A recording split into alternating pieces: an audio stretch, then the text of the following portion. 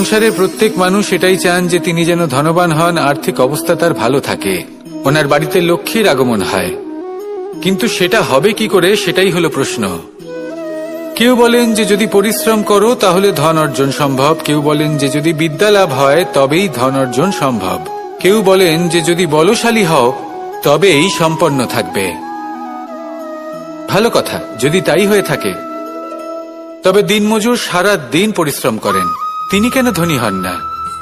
অনেকজন বিদ্বান মানুষ আছেন এই সংসারে, তারা কেন ধনবান হন না? অনেক সংখ্যক বলশালী ব্যক্তি আছেন, তাদের কাছে ধন নেই কেন? তাদের কেন ধনের অভাব হয়? আবার এমনও কিছু মানুষ আছেন যারা পরিশ্রম করেন, তারা দিনমজুর, কিন্তু তারা ধন অর্জন করতে পারেন। কিছু বিদ্বান ব্যক্তি আছেন যাদের কাছে অধিক মাত্রায় ধন রয়েছে। কয়েকজন বলশালী ব্যক্তি রয়েছেন যাদের কাছে।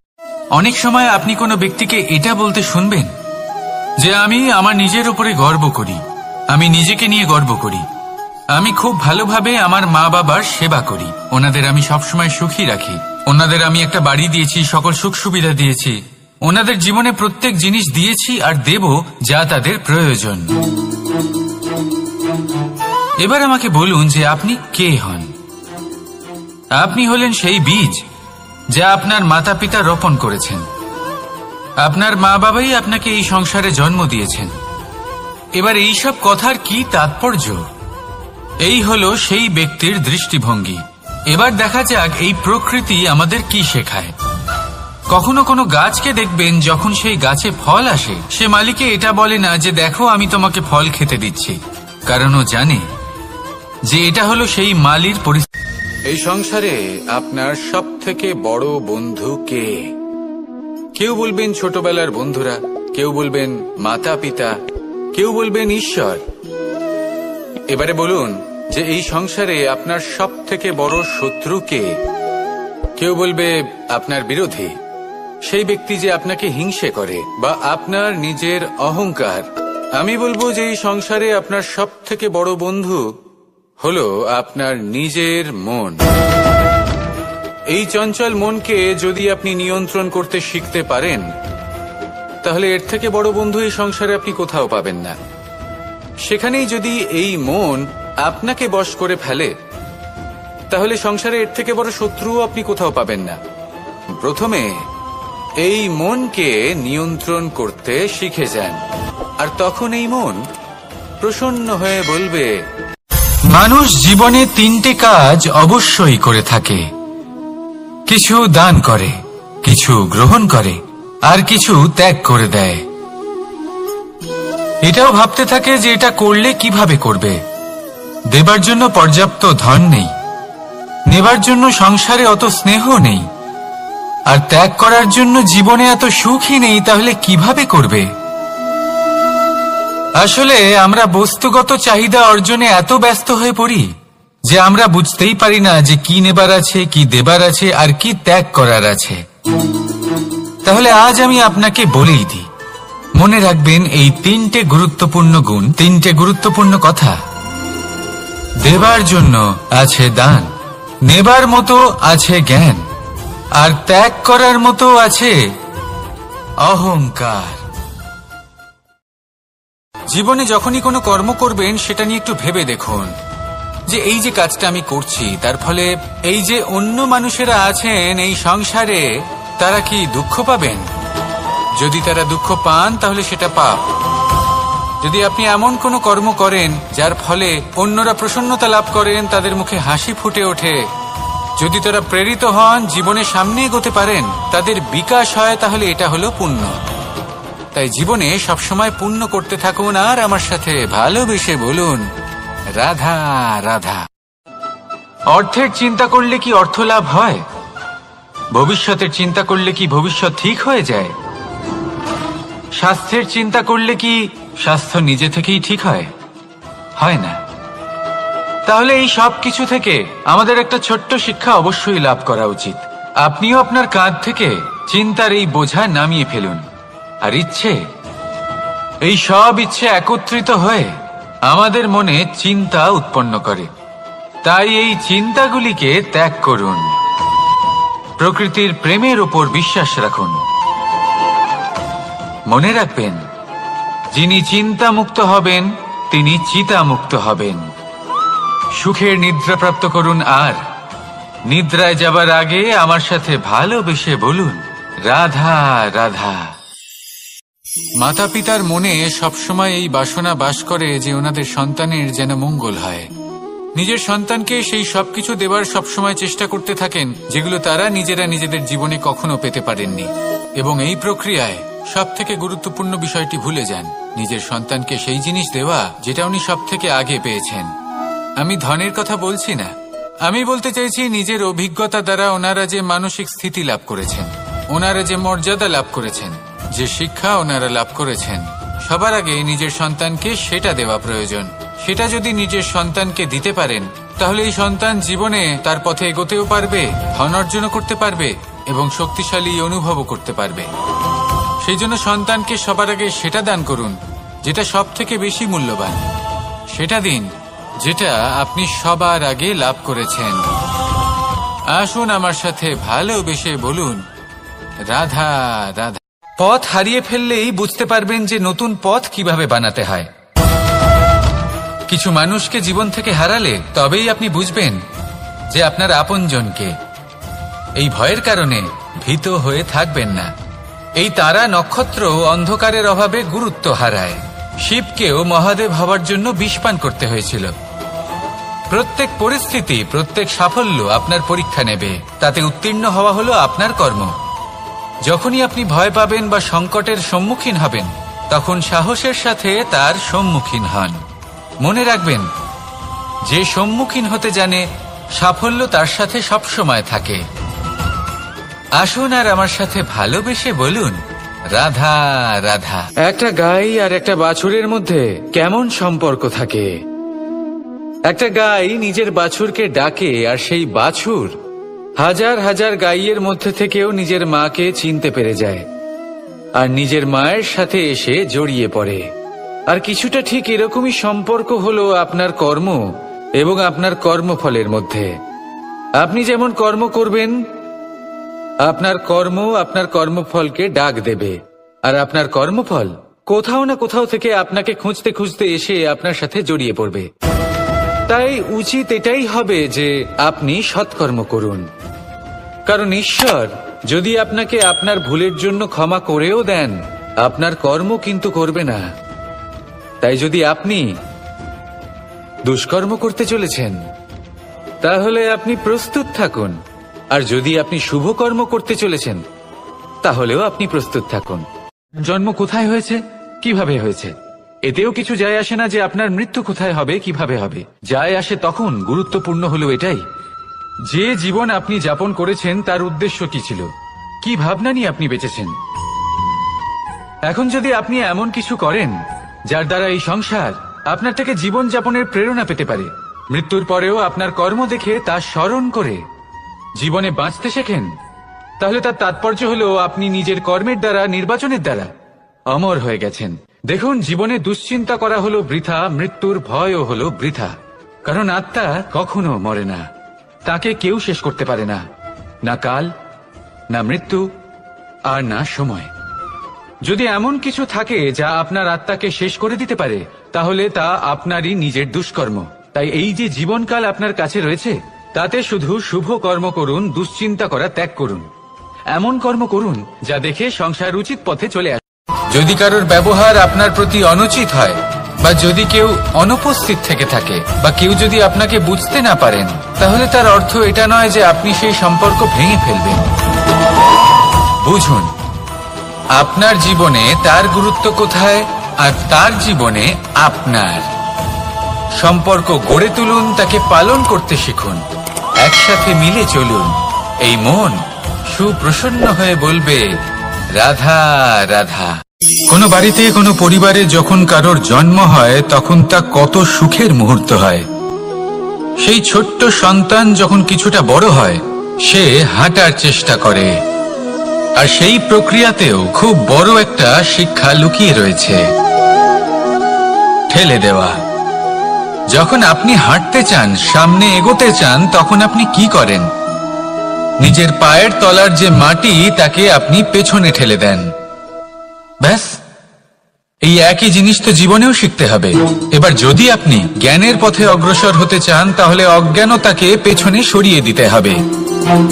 যদি আপনি প্রকাশের দিকে এগোতে চান, তাহলে অন্ধকারকে পেছনে সরিয়ে দিতে হবে।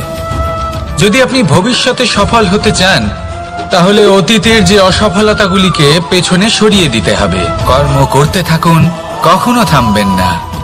আর আমার সাথে ভালোবেসে বলুন, রাধা। নারীকে পুজো করা হয়, সেখানে ঈশ্বর বাস করেন। আর যেখানে নারীকে অপমান করা হয়, সেখানে ঈশ্বর এবং ভাগ্য এই দুই রুষ্ট হয়। মনে রাখবেন, যদি নারী কল্যাণকারী হতে পারেন, তাহলে নারী মহাচণ্ডী রূপও ধারণ করতে পারেন। যদি একজন নারী মাতা হয়ে জন্মদান করতে পারেন, তাহলে নারী মৃত্যু হয়ে বিনাশও করতে পারেন।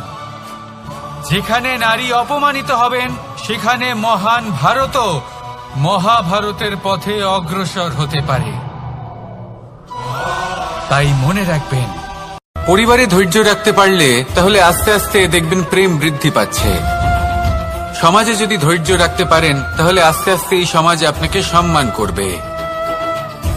যদি নিজের জীবনে ধৈর্য রাখতে পারেন, তাহলে নিজে থেকেই আত্মবিশ্বাস বাড়বে, নিজের বিকাশ হবে। জীবনে সবই সম্ভব যদি ধৈর্য রাখতে পারেন। হয়তো আস্তে আস্তে হবে, কিন্তু হবে অবশ্যই। শুধু ধৈর্য রাখুন। এই সংসারে কখনো কোনো ব্যক্তিকে তার বাইরের পোশাক দেখে বিচার করার চেষ্টা করবেন না। এটা খুব বড় ভুল করবেন। কোথাও একটা গাছ দেখলাম, খুব বিশাল আকারের একটা গাছ, বিশাল শাখা আছে। সেগুলো দেখে আমরা ভাবি যে এই গাছে হয়তো কত সুস্বাদু ফল আছে। আমরা সেই গাছের পরিচর্যা করতে থাকি। আর অন্যদিকে হলো একটি তৃণ, যেটা মাটি থেকে কিছুটা উঁচুতে পৌঁছেছে, কিন্তু সেই তৃণর নিচে, মাটির নিচে অত্যন্ত সুস্বাদু ফল বা সবজি জন্ম নেয়। আমাদের স্বাস্থ্যের পক্ষে অত্যন্ত উপকারী। সেই জন্য কখনো আবরণ দেখে কাউকে বিচার করতে চেষ্টা করবেন না। যদি এই বিশেষত্ব বোঝার ক্ষমতা আপনি অর্জন করেন, যদি এই শিল্প আপনি নিজের ভেতরে জাগ্রত করেন, তাহলে এই সংসারে বিশেষত্ব কি সেটা আপনি জানতে পারবেন। আর এই সমস্ত খেলা দৃষ্টি থেকে নয়, দৃষ্টিভঙ্গি থেকে জন্ম নেয়। দৃষ্টিভঙ্গি সবসময় শুভ রাখুন। আর আমার সাথে ভালোবেসে বলুন, রাধা রাধা। স্বচ্ছতার একটা আলাদা গুরুত্ব আছে। যদি আপনি নিজেকে স্বচ্ছ রাখেন, তাহলে আপনার নিজেরও ভালো লাগবে, সামনের ব্যক্তিরও ভালো লাগবে, একটা অন্যরকম প্রভাব পড়বে। কিন্তু একজন শ্রেষ্ঠ ব্যক্তি কিভাবে হয়ে ওঠা সম্ভব? যার মধ্যে গুণ আছে, শিক্ষা আছে, শুভ চেতনা আছে, যিনি সৎকর্ম করেন। কিভাবে হব সেই ব্যক্তি যার মধ্যে জ্ঞান আছে? শুধুমাত্র স্বচ্ছ থাকলে তো তা হওয়া সম্ভব নয়। প্রথমে আপনাকে বুঝতে হবে যে মানুষের মধ্যে চারটি মূল তত্ত্ব আছে। প্রথম হলো তার শরীর, যার দ্বারা উনি যে কোনো কর্ম করে থাকেন। দ্বিতীয় তত্ত্ব হলো তার মন, যার দ্বারা কোনো কর্ম করার জন্য সে নিজেকে প্রেরণা দিতে থাকে। তৃতীয় তত্ত্ব হলো বুদ্ধি, যে কর্ম আমরা করতে চাই, যে লক্ষ্যে আমরা পৌঁছতে চাই, সেটা আমরা কিভাবে। মন্দিরে যখনই আপনি যান, সেখানে অবস্থিত প্রতিমার চরণ স্পর্শ করেন। যখন শিবলিঙ্গের অভিষেক করেন, তখন স্বয়ং নিজে হাতে দুধ এবং জল দিয়ে তা ধৌত করেন, তার প্রক্ষালন করেন। কিন্তু এর পেছনে কোনো অন্ধবিশ্বাস নেই। এখানে বিষয়টা হলো ঊর্জা সংক্রান্ত। যে কোনো ব্যক্তি হোক বা কোনো বস্তু, তার নিজস্ব একটি বিশেষ ঊর্জা থাকে। সেই জন্য যখনই আমরা বড়দের চরণ স্পর্শ করি, তখন সেই স্পর্শ দ্বারা সেই বিশেষ ঊর্জা আমরা নিজের অন্তরে সমাহিত করি। তাই সব সময় মনে রাখবেন, কারোর চরণ স্পর্শ করার অর্থ এটা নয় যে আপনি কারোর সামনে তুচ্ছ হয়ে যাচ্ছেন। এর অর্থ হলো এটাই যে বড় হওয়ার জন্য সেই বিশেষ ঊর্জা আপনি তার থেকে প্রাপ্ত করছেন। আর এই জীবনের আরেকটা বড় সত্য হলো এটাই যে যদি আপনি জীবনে কিছু লাভ করতে চান, তবে নতমস্তক হতে শিখুন। তা হয় বল, শক্তি, পরাক্রম, এই সংসারের বিকাশের মূল। কিন্তু কখনো ভেবেছেন যে প্রকৃতি আমাদের এই বল, শক্তি, পরাক্রম কেন দিয়েছেন? যাতে আমরা জীবনে কারোর উদ্ধার করতে পারি, কাউকে সাহায্য করতে পারি, কারোর জন্য ভালো কিছু করতে পারি, কোনো গরিব অসহায় মানুষের জন্য কিছু করতে পারি, এই বল, এই শক্তির সদ্ব্যবহার করতে পারি।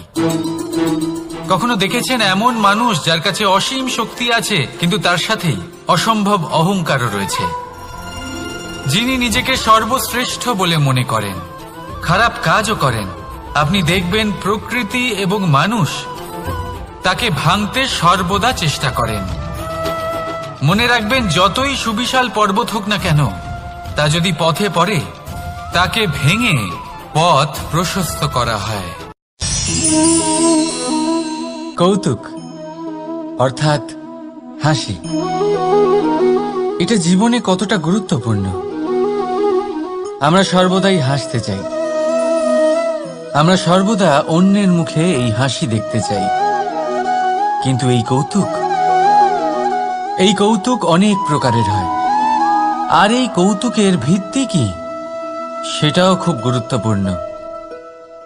কৌতুক কেবল তখনই পাবেন যখন তা শুদ্ধ মন থেকে আসবে। কৌতুক তখনই পাবেন যখন তার সামনে আর অপমানিত ব্যক্তির মন তিক্ত হয়ে থাকে। তাই মনে রাখবেন যে এই কৌতুক যেন কৌতুকই থাকে, তা উপহাস বা কটাক্ষ না হয়ে যায়। রাধা রাধা। মানুষ, এই শব্দের সূচনা হয় মন থেকে, আর সেই জন্যই হয়তো আমাদের এই মন এতটা গুরুত্বপূর্ণ। এবারে দেখুন না, আমাদের মনই সবকিছু চালনা করে। মনই সেই যে কল্পনা করে, মনই সেই যা কল্পনাকে বাস্তবে পরিণত করার জন্য পরিশ্রম করতে আমাদের প্রেরণা যোগায়। মনই সেই যা লোভের জালে জড়িয়ে পড়ে। মনই সেই যা অভিমানের পর্দা দিয়ে ঢেকে যায়। আর এই মনই সেই যা আপনাকে বিনাশের দিকে টেনে নিয়ে যেতে পারে। কিন্তু যদি তা পরোপকার করার ইন্ধন পায়, তাহলে এমন কোনো মহান কাজ নেই যা আপনি করতে পারবেন না। কিন্তু এই মন কি? এটা বোঝানো যায় দুটো শব্দের মাধ্যমে, দুটো সহজ শব্দ। প্রথম, একজন কুশল সেবক। দ্বিতীয়, একজন সংকটপ্রবণ মালিক। যদি আপনার এই মন আপনার নিয়ন্ত্রণে থাকে, তাহলে সে হলো আপনার সেবক। তাই আপনার অস্তিত্ব আছে। কিন্তু যদি আপনার মন আপনার কর্মের ওপরে নিয়ন্ত্রণ করে, তাহলে এই মন আপনার মালিক, আর তখন আপনার বিনাশ নিশ্চিত। তাই নিজের এই মনকে নিয়ন্ত্রণে রাখুন, কিন্তু ভালোবেসে। আসুন আমার সাথে আনন্দে বলুন, রাধা রাধা। এই সূঁচ দেখতে পাচ্ছেন আপনি? এটা শুদ্ধ লোহা দিয়ে তৈরি। বস্ত্র সেলাই করার কাজে লাগে, অস্ত্রোপচারে কাজে লাগে। কিন্তু আপনি কি কখনো ভেবে দেখেছেন এই সূঁচ কিভাবে তৈরি হয়? লোহার এক বড় অংশকে পিটিয়ে পিটিয়ে টেনে টেনে তাকে পাতলা বানানো হয়। এরপরেই আমরা পেয়ে থাকি সূঁচ। ভাবুন, যদি লোহার টুকরোতে অনর্গল প্রহার করার ফলে একটা লোহার টুকরো সূঁচে পরিণত হয়, তাহলে আমাদের জীবনে অনর্গল চেষ্টা করার ফলে জীবনের সমস্ত অংশকে আমরা কত প্রভাবশালী কাজে পরিণত করতে পারি। শুধু প্রয়োজন দৃঢ় নিশ্চয়তা। তাহলে আসুন আমার সাথে ভালোবেসে বলুন, রাধা রাধা। জীবনে আপনি এরকম মানুষও দেখবেন যারা এটা বলে, ভাবে, নিজেকেও বলে যে উনি সেই এমন ব্যক্তি যার মতো আমি হতে চাই। ঠিক আছে, কারোর থেকে প্রেরণা নেওয়াটা কোনো ভুল নয়, কিন্তু কখনো কখনো এই প্রেরণা গুরুত্বহীন হয়ে যায় আর আমরা শুরু করে দিই সেই ব্যক্তিকে নকল করতে। এখানেই থেমে যায় আমাদের উন্নতি। এবারে দেখুন, সংসারে শত কোটি রঙের ফুল আছে, কিন্তু তারা কখনো একে অপরকে নকল করে না। নকল করে না তাদের রং, নকল করে না তাদের সুগন্ধ। তাহলে আমরা করি কেন? প্রতিটা ব্যক্তির মধ্যে কোনো না কোনো প্রতিভা অবশ্যই থাকে, যা ফুটিয়ে তোলার সঠিক সময়ও আমাদের কাছে থাকে, কিন্তু সেই মানুষ সেই প্রতিভা নির্মাণ করার পরিবর্তে সময় নষ্ট করে অন্য কারোর মতো হওয়ার জন্য, কাউকে নকল করার জন্য। এটা করবেন না। সময়কে ব্যবহার করুন নিজের অস্তিত্ব নির্মাণ করার জন্য, কারণ কারোর ছায়া হওয়ার থেকে ভালো আপনি কারোর জন্য প্রেরণা হয়ে উঠুন। রাধা রাধা। আমরা সকলে পাথুরে রাস্তা এড়িয়ে চলি, কারণ এই পথের পাথর আমাদের যাত্রা আরো কঠিন করে তোলে, আমাদের পা আহত করে দেয়। কিন্তু একটা গুরুত্বপূর্ণ কথা আমরা ভুলেই যাই, এই কঠিন পথই না শুধু আমাদেরকে নিজেদের দুর্বলতার সাথে পরিচয় করায়, বরং আমাদের শক্ত হওয়ার প্রেরণাও দিতে থাকে। সময়ের সাথে ঠিক এমনটাই হতে থাকে। সবাই ভালো সময়ের অপেক্ষা করতে থাকেন, ভালো সময়ের জন্য পরিশ্রম করেন, তার জন্যই চিন্তা করেন, কিন্তু ভুলে যান যে ভালো সময় বহুবার আমাদের বিবেক নষ্ট করে দেয়। সেখানেই খারাপ সময় আমাদের বুদ্ধিকে সঠিক পথে চালিত করে।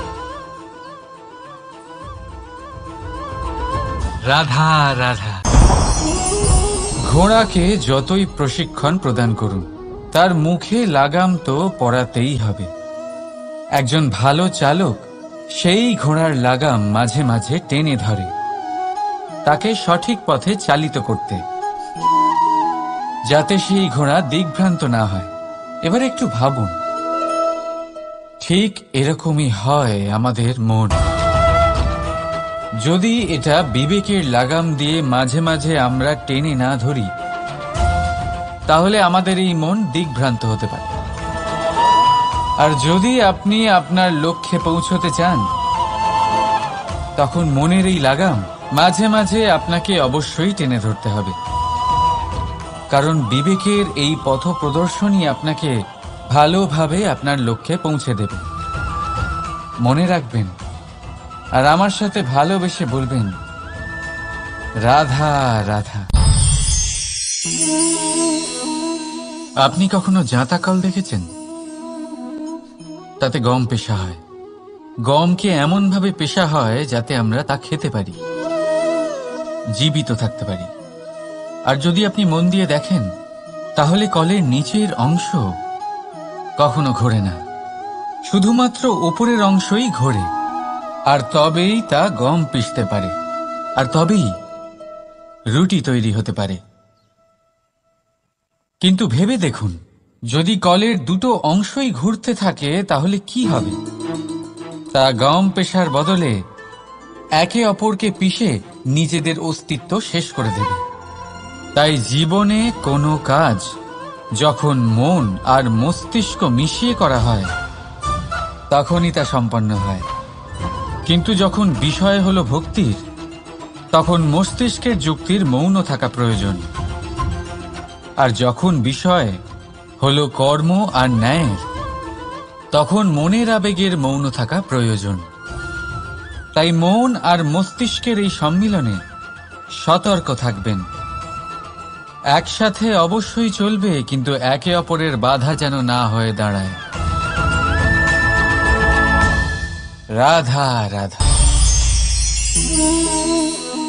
আমি একটা এমন শব্দ যার অনেকগুলি মানে হয়, যার আসল অর্থ হল অহং। যদি আপনি কথা বলেন সৃষ্টির নির্মাণ নিয়ে, তাহলে আমি ব্রহ্মদেব হয়ে সৃষ্টির নির্মাণ করবে। যদি আপনি কথা বলেন প্রলয়ের, তাহলে সেই আমি মহাদেব হয়ে বিনাশ করবে। এই আমি সঙ্গতিপূর্ণ, কিন্তু শুধু ততক্ষণ যতক্ষণ আপনি এটা সবার সাথে ভাগ করছেন। কিন্তু আমরা বহুবার এর মানে বুঝতে পারি না। এই অহংকে সীমিত করে দিই একটা ব্যক্তি অবধি, শুধু নিজে।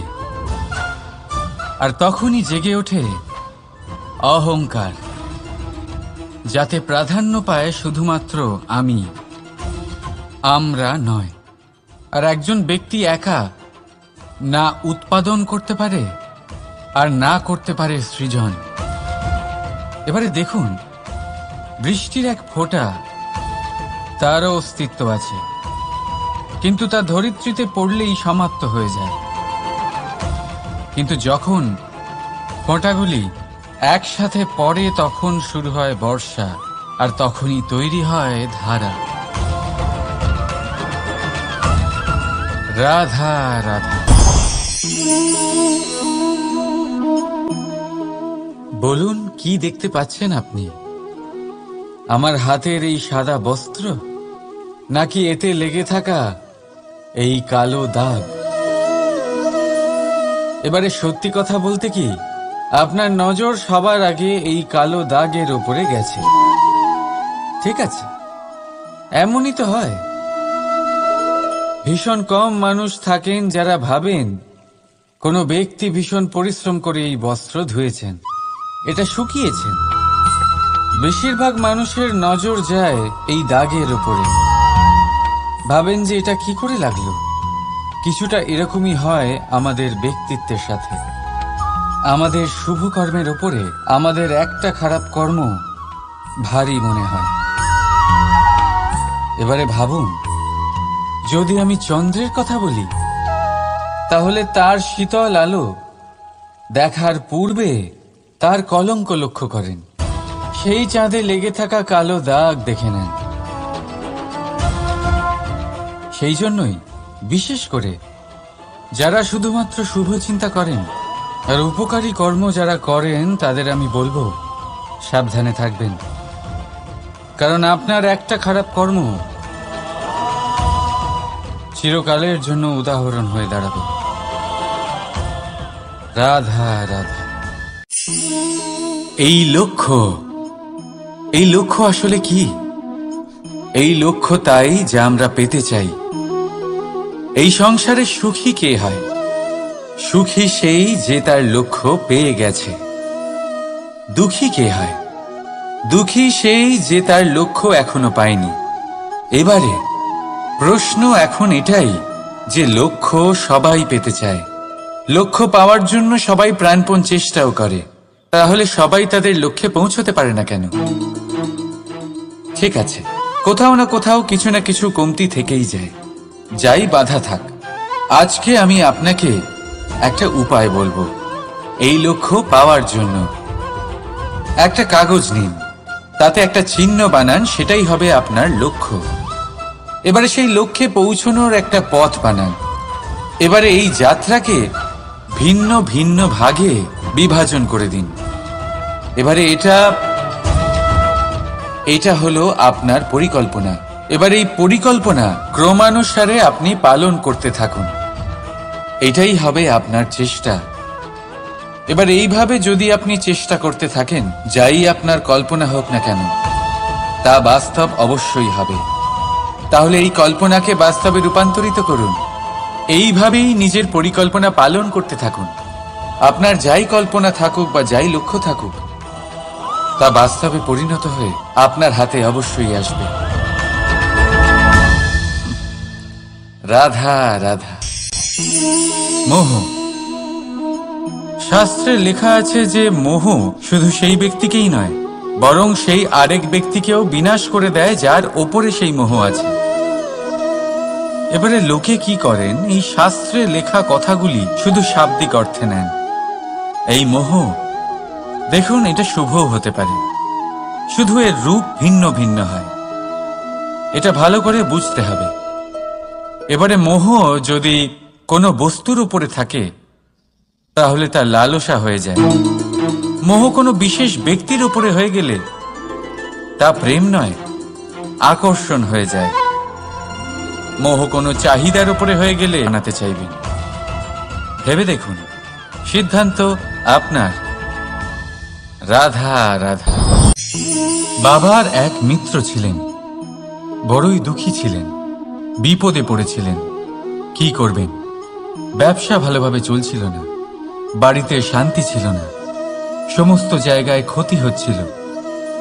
তাই উনি একজন জ্যোতিষীকে দেখালেন। জ্যোতিষী বললেন, আপনার যে বাড়ি আছে সেটা আপনার জন্য অশুভ, আপনার এই বাড়ি পাল্টে ফেলুন। উনি বাড়ি পাল্টে ফেললেন, তবুও ওনার সমস্যার সমাধান হলো না। তারপর একজন জ্ঞানী ব্যক্তি ওনাকে বললেন যে আপনার জামা কাপড়ের যে রং সেটা বিপদকে আমন্ত্রণ জানাচ্ছে, এই জামা কাপড়গুলিকে পাল্টে ফেলুন। উনি সেগুলো পাল্টে ফেললেন, তাও সমস্যার সমাধান হলো না। আবার একজন জ্ঞানী ব্যক্তি বললেন যে আপনার আশেপাশে যে মানুষজন রয়েছে তারা এটা চায় না যে আপনি সফল হন, তারা আপনার ক্ষতি চায়, তাদের সাথে সমস্ত সম্পর্ক ভেঙে ফেলুন। তো উনি সম্পর্ক ভেঙে ফেললেন, কিন্তু তাতেও ওনার জীবনে কোনো পরিবর্তন এলো না। তার মানে তিনি বাড়ি পাল্টালেন, জামা কাপড় পাল্টালেন, সম্পর্ক পাল্টালেন, যেটা পাল্টালেন না তা হলো স্বভাব। এই যে স্বভাব, এটা অত্যন্ত গুরুত্বপূর্ণ। এই স্বভাবই আপনার ব্যক্তিত্ব তৈরি করে। তাই নিজের স্বভাব শুধরে ফেলুন, তাতে ভালো পরিবর্তন আনুন, সব কিছু ভালোই হবে। রাধা রাধা। ক্রোধ।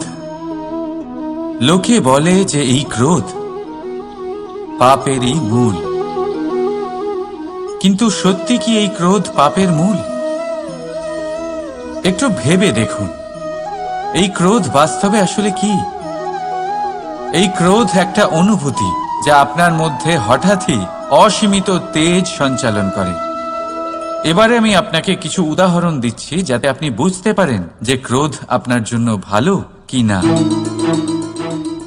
যদি কারোর সাথে অন্যায় হয় আর এটা দেখে আপনার ক্রোধ হয়, আর এই ক্রোধ আপনাকে তার সাহায্য করতে প্রেরণা যোগায়, তাহলে এই ক্রোধ অবশ্যই ভালো। যদি কোথাও আপনি দেখেন যে কোনো নারীর উপরে অত্যাচার হচ্ছে আর সেটা দেখে আপনার ক্রোধ হয়, আর এই ক্রোধ আপনাকে তার সাহায্য করতে সাহস যোগায়, তাহলে এই ক্রোধ অবশ্যই ভালো। যদি এই সংসারে কোথাও আপনি কোনো অনৈতিক কাজ বা ছলনা দেখেন আর আপনার তাতে ক্রোধ না হয়, কিছুই অনুভব করেন না, তাহলে এটা কাপুরুষতা। তার মানে এটাই যে আপনি আপনার মনুষ্যত্ব হারিয়ে ফেলেছেন।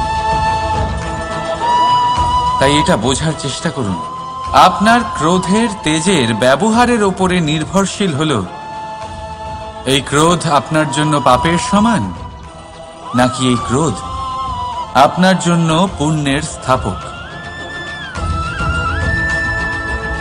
রাধা রাধা।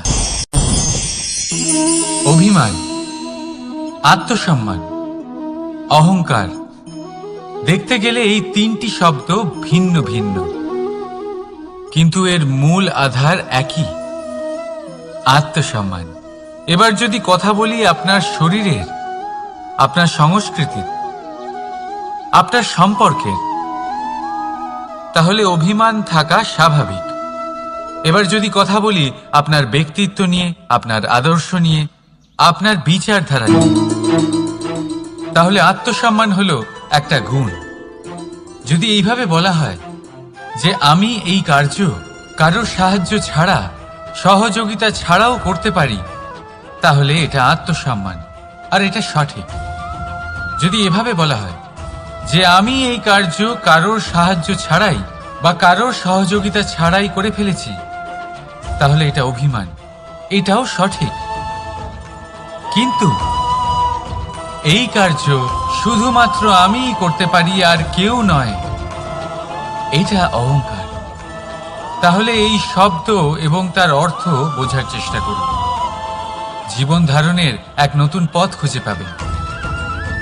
রাধা রাধা।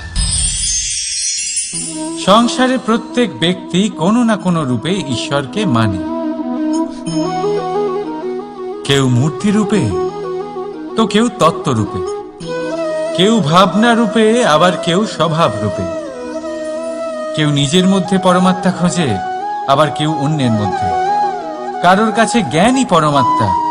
সংসারে প্রত্যেক মানুষই কোনো না কোনো রূপে তার ঈশ্বরকে পেয়েই যান।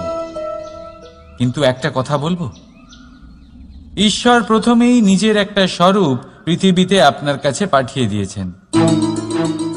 সেই স্বরূপ হল আপনার মাতা, আপনার মা।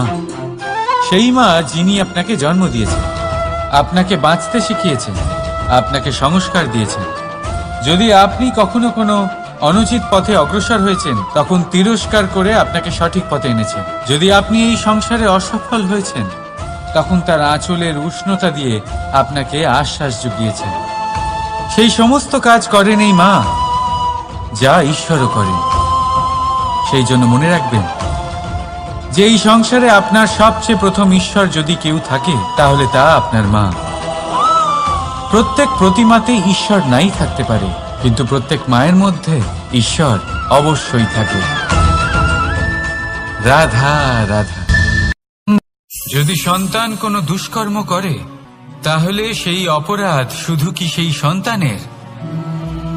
না, যদি সন্তান দুষ্কর্ম করে, তাহলে অপরাধী তার মাতা পিতাও, যারা পুত্রমোহর কারণে সেই অনুচিত কাজে তাকে বাধা দেননি।